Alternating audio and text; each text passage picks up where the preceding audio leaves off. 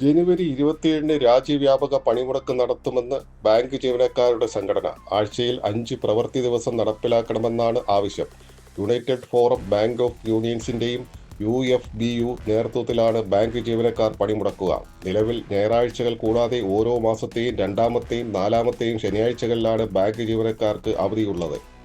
ബാക്കിയുള്ള 2 ശനിയാഴ്ചകൾ കൂടി അവധിയാക്കണമെന്ന് ആവശ്യപ്പെട്ടാണ് സമരം. ജനുവരി 24-ാം തീയതി ശനിയും 25 ഞായറാഴ്ചയും 26 പൊതു അവധിയുമാണ്. 27-ന് പണിമുടക്ക് നടക്കുകയാണെങ്കിൽ പൊതുമേഖലാ ബാങ്കുകളുടെ പ്രവർത്തനം തുടർച്ചയായി 4 ദിവസം മുടങ്ങും. ശനിയാഴ്ചകൾ അവധിയായി പ്രഖ്യാപിക്കുന്ന കാര്യത്തിൽ കഴിഞ്ഞ വർഷം മാർച്ചിലെ ശമ്പള പരിഷ്കരണ കരാറിലെ ഇന്ത്യൻ ബാങ്ക്സ് അസോസിയേഷനും United forum of bank of യൂണിയനും തമ്മിൽ ധാരണയിലെത്തിയിരുന്നു. എന്നാൽ ഇത് നടപ്പാക്കിയില്ലെന്നാണ് പരാതി.